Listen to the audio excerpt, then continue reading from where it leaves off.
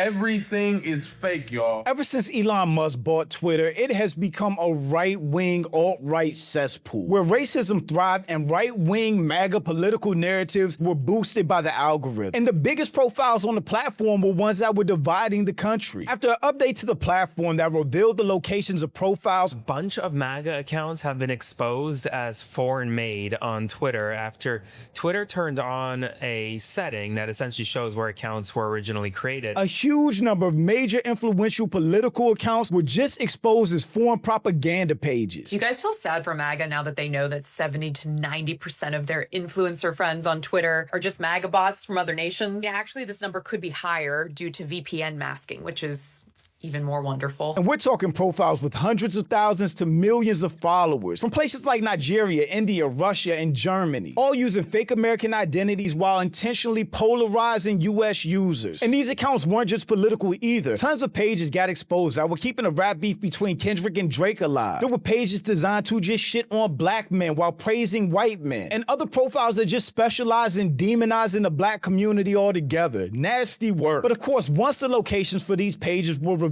people started waking up and realizing that they have been buying into propaganda from foreign nations. Imagine arguing for months, sometimes years, about American politics, relationships, or the character of black people with random accounts pretending to be American, only to realize you were arguing and tweeting with somebody halfway around the world that has no connection to America or our culture. And after all of this, Twitter will never be the same again. But I'm Jew, welcome to the channel. Please like and share the video. Don't forget to sub.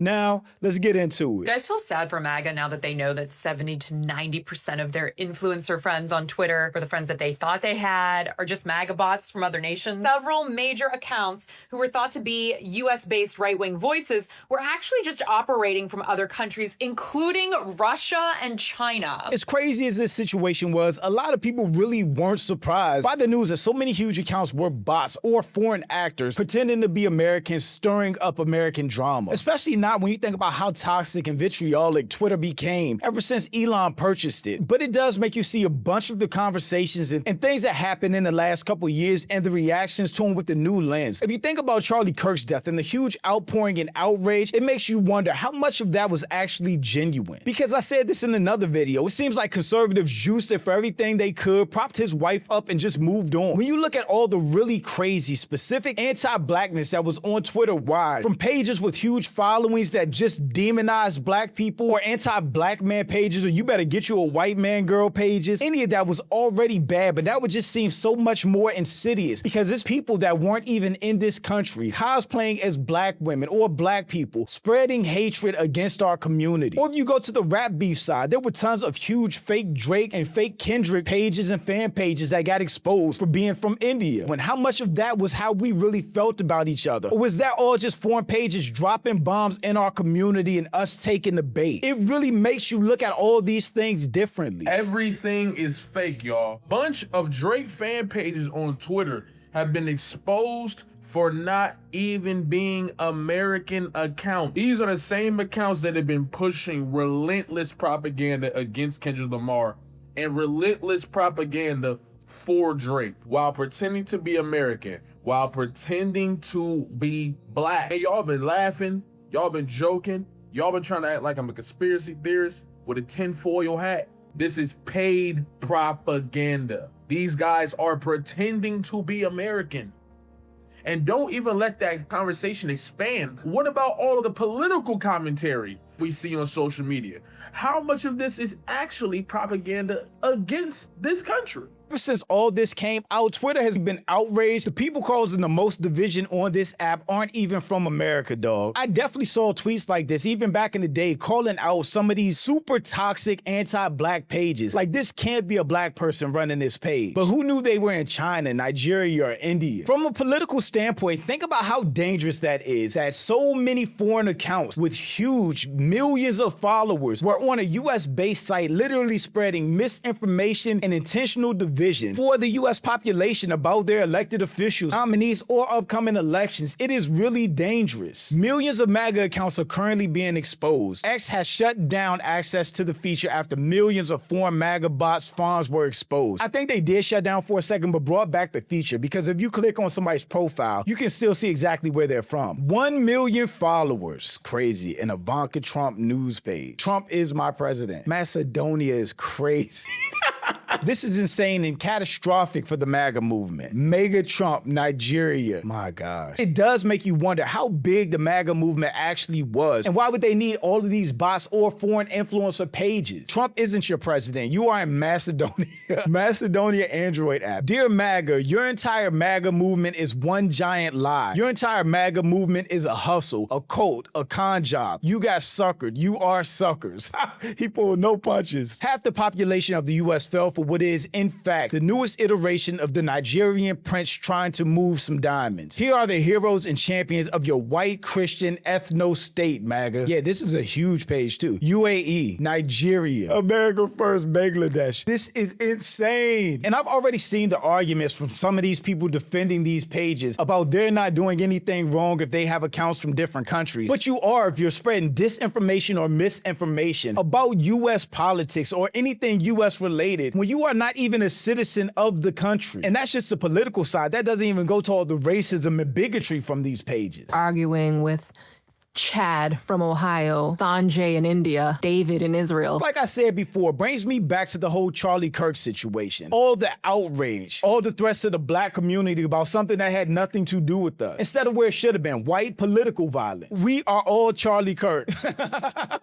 But that's really accurate. These accounts being exposed proves that. Locations of America First accounts, factual. It really makes you wonder how big these movements actually are with that being the case. With the biggest right-wing influencers being exposed to be India, Nigerian, China accounts. How big is MAGA or America First? Top MAGA influencers accidentally unmasked as foreign actors. It's really interesting that X put out this update and then pulled it back because it makes you think that Elon thought all the big Democratic accounts were actually the ones that were botted or ran by foreign actors, and it turned out to be the complete opposite. MAGA was already reeling with everything going on with the Epstein files, the economy, Trump in general, and now America First trying to take its place. But this officially puts the nail in the coffin. Every MAGA account on here is from a Bangladesh bot farm, and we really got psyoped into fascism. I think that's accurate. It's so funny because I talked about this guy, Alex Cole, and his tweet in the Black Erasure video, where he basically said immigrants built New York and black slaves didn't. American slaves literally built the bones of New York City, the wall for Wall Street. This dude got exposed as well for not being an American citizen, for being from Canada. Disgraced X account Alex Cole exposed, real identity revealed as Nicholas Hirius, a Canadian influencer budgeting with Nick on TikTok who's been posing as an American political commentator. Today we're going to talk about how to save $10,000 fast with proven strategies that actually work that I still use today. Have you heard about the 2740 rules? Ain't no faking that accent. And dude really was neck deep in American politics, clowning American politicians like he was a U.S. citizen.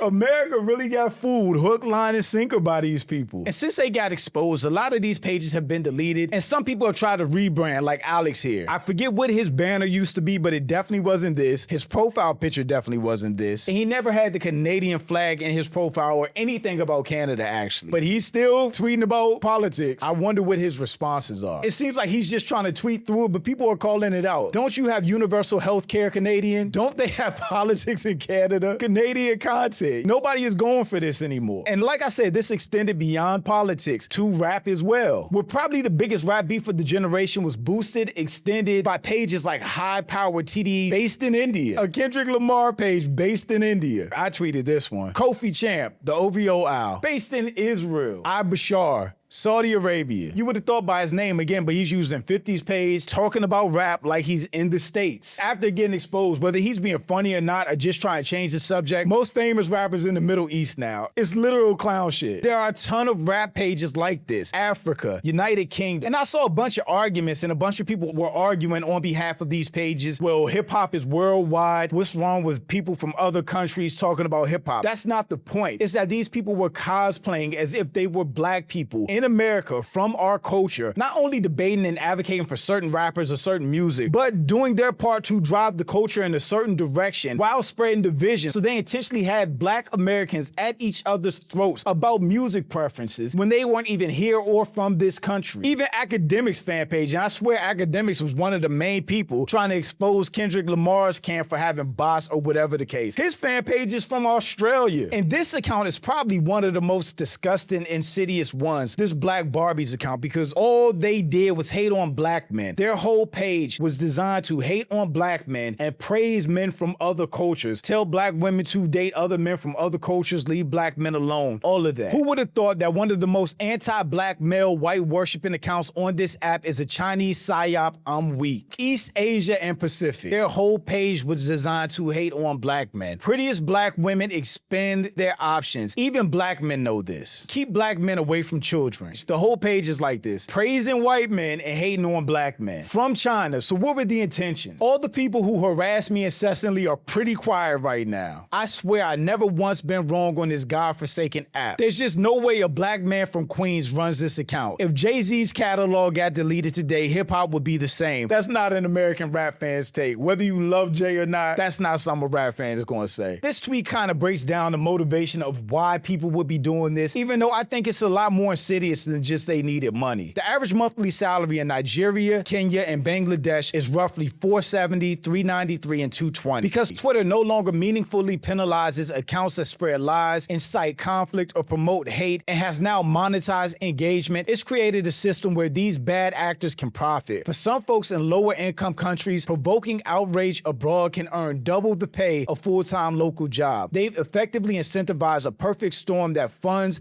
and fuels scrolls to cause chaos in Western society. I'm sure that all that's true, but it still makes you wonder why Black people, Black Americans, would be a target worldwide for these people. The fact that the hatred and racism would be coming from a place like Nigeria against Black people is just really hard to wrap your mind around. They could have created a page about anything, but they chose to create profiles that would directly incite division in this country with politics and Black culture specifically. It's really crazy when you think about it, but I'm glad how people have been responding to it. They're no longer engaging with these pages. A lot of people are just blocking them outright, and before they respond to any trolls or any stupid comments now, they're literally clicking the profile, which you can do. You can just click the profile and see where an account is based, and you can just block them and ignore them. That definitely won't fix Twitter, which is still a right-wing racist cesspool, but at least we know who we're dealing with to an extent. But it really does make you wonder how far this has gone, how many people's influence are impacted. Did it really affect our elections? Will it affect our elections moving forward? How will we know if these people iterate or use VPNs to trick the system? I don't know, it's just scary times, and we have to do the best that we can not to feed into the bullshit moving forward. Shout out to my channel members, I appreciate y'all. Thanks for watching. Let me know what you think about all this in the comments. Also, make sure you check out the next video, and don't forget to follow me on Instagram for behind the scenes and life stuff, and I'll catch you next time. Peace.